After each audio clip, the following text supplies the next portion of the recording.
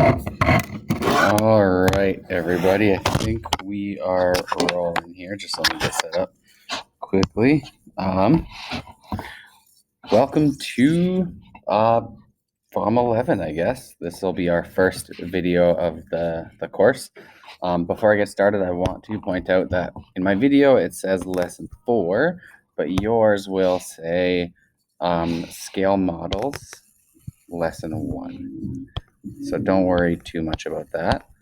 My PDF is the old book, which is identical except for, in this unit, it's identical except for the names of the lessons. So scale models lesson 1. That was bad writing, so hopefully my writing gets a little better. So we are looking at linear scale factors and perimeter. So how we can kind of link our linear scale factor and our perimeter. So when it comes to scale factor, we're looking at making objects bigger or making objects smaller. And all of their dimensions have to get bigger or smaller by the same amount for it to be a scale model. And I'll talk a little bit more about that. So the first thing we're going to do is just a small investigation here. We're supposed to measure these rectangles for the width and the length. So we'll just establish that. The length will go horizontally and the width will go up and down. So if I were to measure this rectangle A, the width is 2 centimeters and the length is 3 centimeters. If we were to measure rectangle C, that we have a width of 3 centimeters and a length of 4.5 centimeters. And then rectangle B, we have a width of 4 centimeters and a length of 6 centimeters. And then we have in D, we have 1 centimeter here and 1.5 centimeters here. So we have these 4 different rectangles, and we're going to figure out which of them is similar to rectangle A. So rectangle A is our original image, and now we're trying to figure out, are these B, C, and D, are they scale models of A? And what that means is, are they enlarged or reduced by the same amount? So let's dive in a little bit. So you can see down here in A, we are comparing the lengths. So the length of B is 6 over the length of A, which is 3. And you notice that we're always doing the length of A in the bottom. Always. That's our original. So we can fill those numbers in. So the length of B is 6. The length of A is 3. So we have 6 over 3, which we're going to reduce. So you remember reducing fractions. We have 6 over 3. If we want to reduce that, we can divide both top and bottom by 3. And what we're left with is 2 over 1. And then we can reduce that to just being 2. So we're going to do that with the width as well. So the width of B is 4 centimeters, and the width of A is 2 centimeters. And we can reduce that to be 2 over 1 or just 2. So you can see that we are comparing rectangle B to rectangle A by looking at the lengths and the widths. So now what we know is that 2 on the left here tells us that the length of B is 2 times bigger than the length of A. And you can see that, right? The length of B is 6 and the length of A is 3. So the length of B is 2 times bigger. And in order for B to be a scale model, the width has to be 2 times bigger as well. If it was 3 times bigger or 1.5 times bigger, it wouldn't be a scale model. And we did that calculation as well.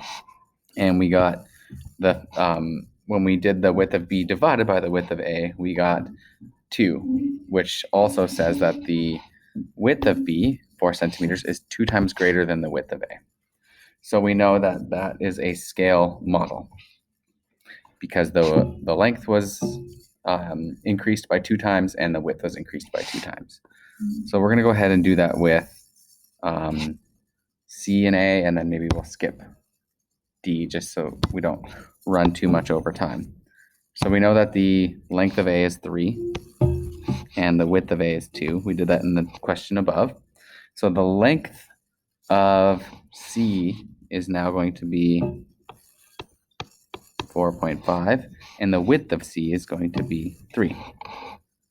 So we can reduce 4.5 to 3 over 2, or if you just type in your calculator 4.5 divided by 3, you get, oh, what's happening? So this is going to happen. I'm terrible with technology, so my hands touch things that they shouldn't, like buttons and things on the screen. So if we type in 4.5 divided by 3, we get a scale factor of 1.5. So these are our scale factors. And it needs to be the same scale factor in the length as it is in the width. So we'll go to the width comparison here, and we have 3 divided by 2. And in our calculator, if we punch that in, we get 1.5. So you can see that these ones here match 1.5 and 1.5. So that means rectangle C is a scale model of rectangle A. We can do D quickly. The length is 1.5 over 3, which reduces to 1 over 2, or in our calculator 0.5. And then width of D to A is 1 over 2, which is 0.5. So they match as well. So we can use our results to say that the length of rectangle B is 2 times the length of A, and the width of B is also 2 times the width of A. The length of C is 1.5 times the length of A, and the width is also 1.5 times. And then for D, we found it to be half, or 0.5. Hopefully that's making sense so far. We are going to talk about scale factor here shortly. All right, or next, I guess, linear scale factor. So linear scale factor describes the enlargement or reduction of a length. So the fact that it says linear means that it's a one-dimensional measurement.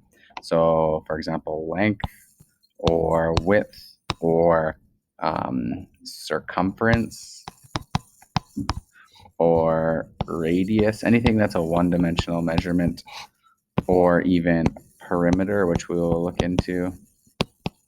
Perimeter is just how far around the outside, or how much measurement does the shape have around the outside, which is a one-dimensional measurement. So we already looked at an example from our last page. So you can see here that the linear scale factor of B from A is 2 to 1, or 2 or 200%. So I always use the formula scale factor is equal to the scale length over original length, which is exactly the formula we used. If you allow me to scroll up here, right here, all here we did the scale. So we looked at B as the scale divided by A, which is our original, and it gave us our scale factor of 2.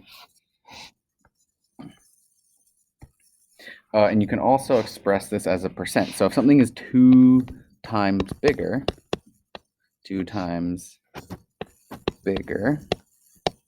it also means that it's 200% the size, because the original one would be 100%. So this one's going to be 200%, or double. So scale factor. So here, this is also a really good one here. So if you have a scale factor that's bigger than 1, then your image is going to be enlarged. And if you have a scale factor between 0 and 1, it means your image is going to be smaller. And that's always a really good test question. If I say there's an object that has a scale factor of 3 applied to it, is it an enlargement or a reduction? And you need to know, okay, well, it's bigger than 1, so it's going to be bigger. So let's talk about that a little bit here. So we are going to measure the radius of each of these circles. So if I had a ruler and I was doing this in front of the class, you would see that, or if you pulled a ruler out, that the radius, which is a measure from the center to the outside, is 2 centimeters. For circle C, it is 3 centimeters. And circle B is 4 centimeters. Circle D is 1 centimeter. So this is a one-dimensional measurement, so we're looking for linear scale factor. We are using circle A as our original, and we're trying to figure out, are these scale models? And I think we are assuming they're all scale models, but what's the scale factor? So the scale factor of circle B from circle A, that's right down here. Well, our formula is going to be, to get scale factor, it is a measure of the scale measure divided by the original measure. So in this case, if we're doing from B to A, B is our scale measure and A is our original measure. So we can say that it is 4/2.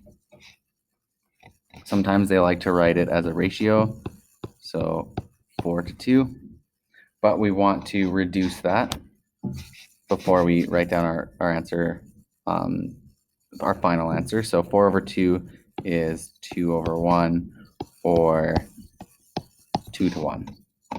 And we also know that so that means circle B is 2 times bigger than circle A, 2 times linearly bigger.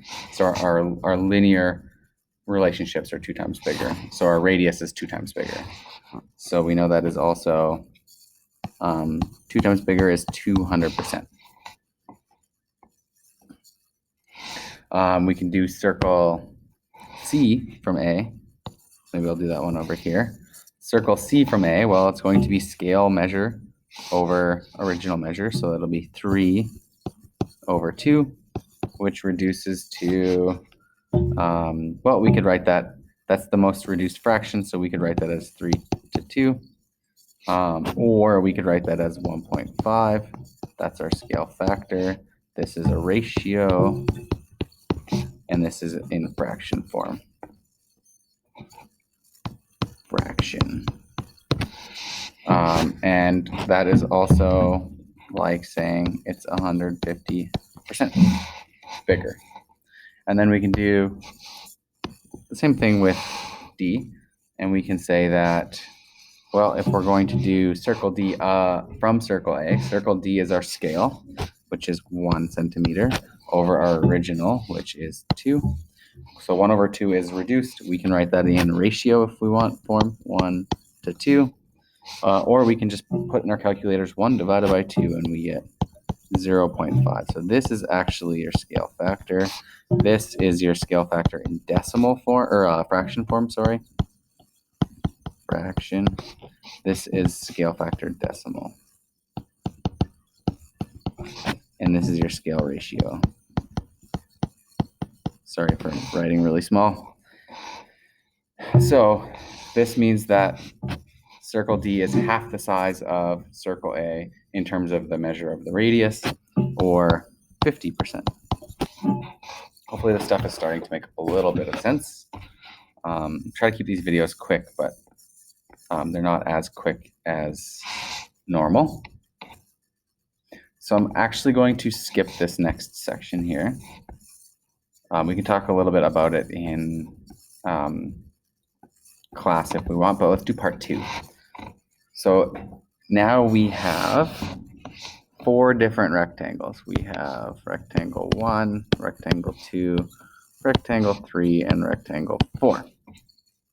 So we're just going to focus on rectangle 1 for right now.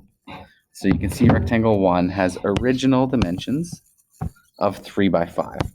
So if I were to draw that rectangle, it would be 3 by 5, right? 3 would be our width, 5 would be our length. And so our perimeter is 16 centimeters. And your perimeter, just a reminder, is the measure of how far you have to go to walk around the outside of this shape. So I know that all the dimensions look like that.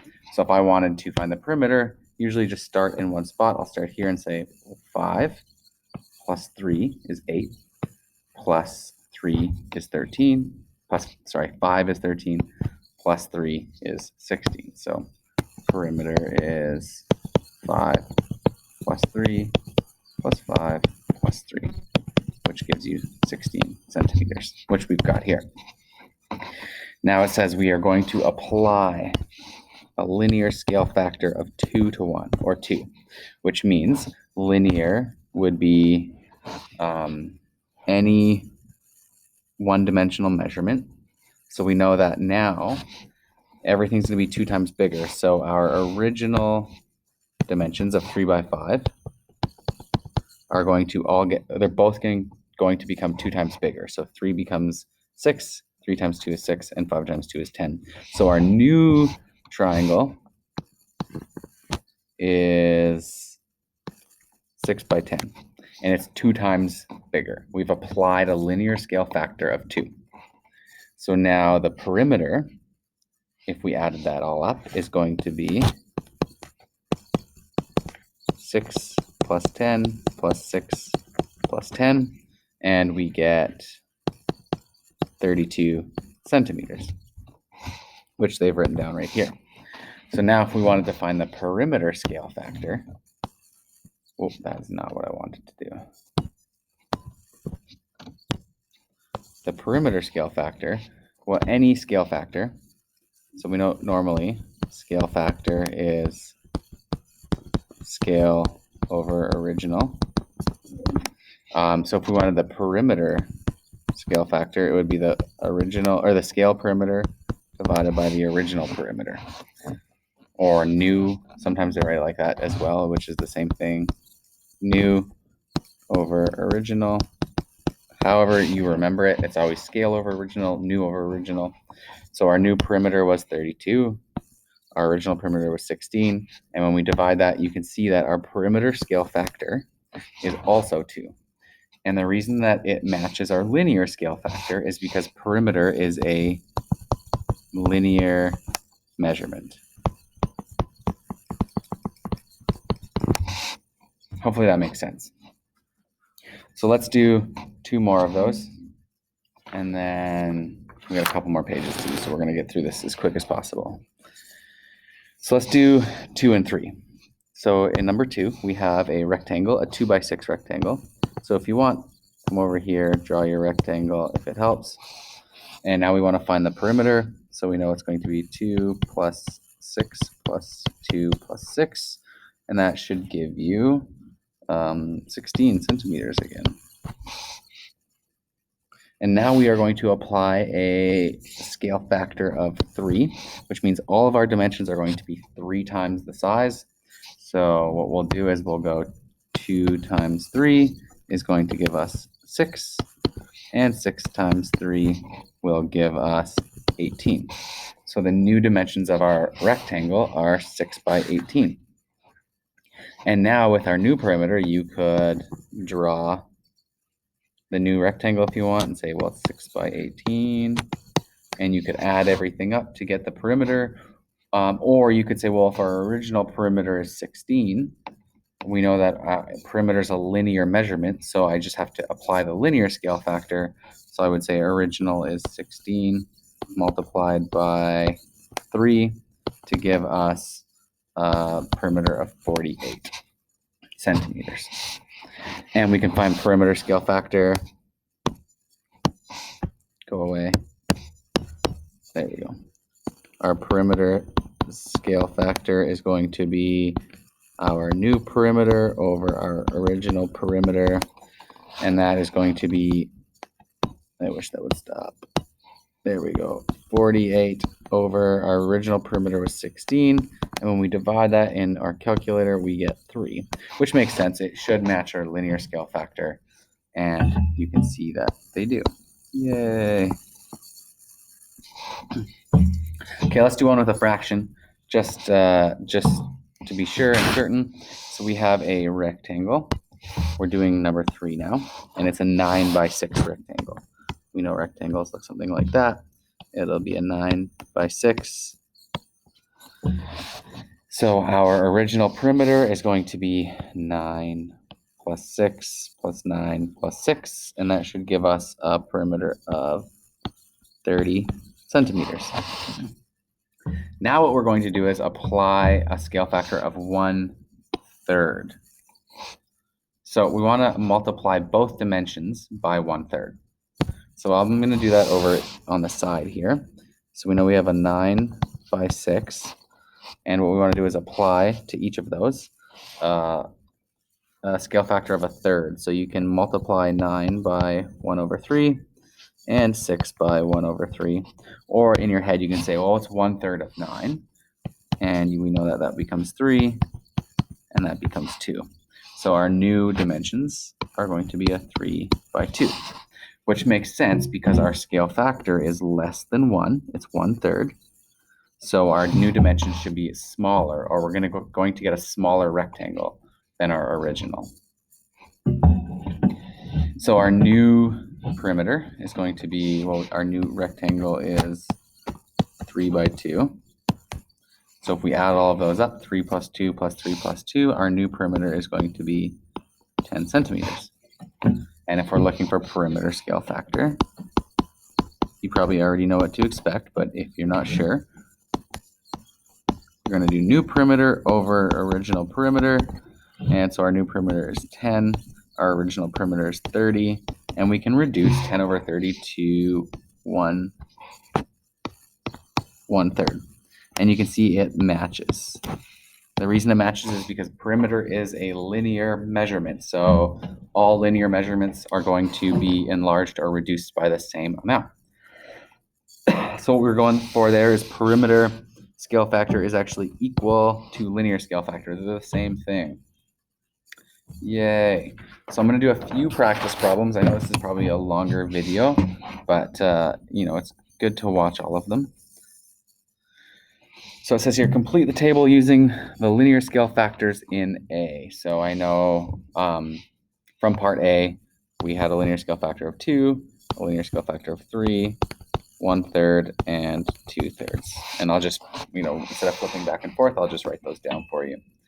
So this would be a good test question for me to ask, like, okay, well, with a linear scale factor of 2, we'll start with P. With a linear scale factor of 2, is that going to be an enlargement or a reduction? And we know that it should be an enlargement, because if our scale factor is greater than 1, we get an enlargement. And if our scale factor is less than 1, we get a reduction. So in rectangle Q, we have a linear scale factor of 3. And so that is also going to be an enlargement. In rectangle R, we had a linear scale factor of 1/3, which is less than 1, which means all the dimensions are going to be cut down by 1/3. And we should get, see, this is what I'm telling you. I don't even know how to go. Here we go. There we go. So 1/3 is less than 1. So our shape should be, what is happening?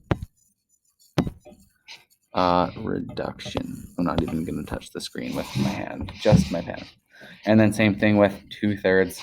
A scale factor of 2/3 is less than 1. So it should also be a reduction. Okay, let's, excuse me, I haven't made a video in a while and I haven't talked as much. Let's move on to another problem. We have triangle P and triangle Q, and we want to find the scale factor between them. So if we're looking for a scale factor, it's always good to focus on one measurement. So what I'm going to do is focus on the bottom measurement, because I can see that it's a perfect 4 squares, right there. And if I focus on the bottom measurement of triangle Q, I need to focus on the same measurement for triangle, or the opposite triangle, triangle P and triangle Q, which I can see is 3 squares. So now we are looking for a scale factor that will transform P into Q, so that means P. If we're changing from P into Q, that means P is our original triangle and Q is our scale. So ask yourself, is Q bigger or smaller than P? And hopefully you answered it's smaller. So we know that our scale factor should be less than 1. So just a quick reminder, scale factor is scale over original, or if you want, scale factor is new over original. So in that case, we will use the measurements. So we know that, well, let's do our scale factor. We'll do it right here. Should equal, well, the scale measurement we have is 3 for 3 squares. And the original is 4. So we have our scale factor is 3 over 4, or 3/4. So to write that as a ratio, we would say it's 3 to 4 with that colon right there. And then as a rational number, we're just going to leave it as a fraction. Or I guess you can say a decimal as well. And then as a percent, well, if it's 0.75 the size, it's going to be 75% the size. Hopefully that makes sense. And maybe I'll leave this one for class. And yeah, we'll leave it there. Thanks for watching. It's going to be a process figuring out how to use these videos efficiently and class time efficiently. So no pressure off the start. And if you're having troubles accessing the videos, let me know and we'll try to figure things out from there. But thanks for watching. Don't forget to like and subscribe.